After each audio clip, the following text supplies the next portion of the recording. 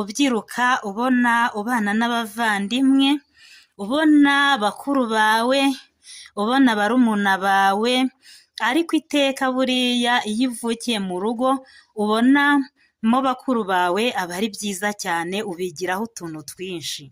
Kristo Yezu akuzwe. Iyi ndirimbo nanjye nayigiye kuri bakuru banjye mbere ya Jenoside, ariko iteka mu buzima bwanjye mpora nyizirikana.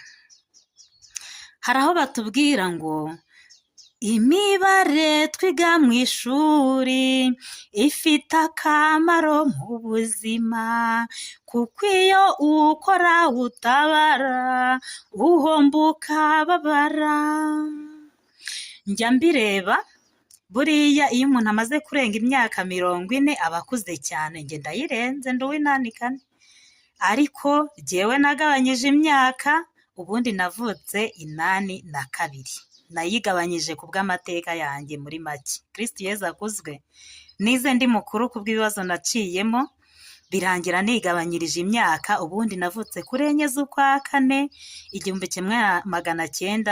1982. Ni ukuvuga ngo iki rero, mu buzima bwanjye mbaho mu buzima bw'intego. Njyewe kuri jyewe n'umushahara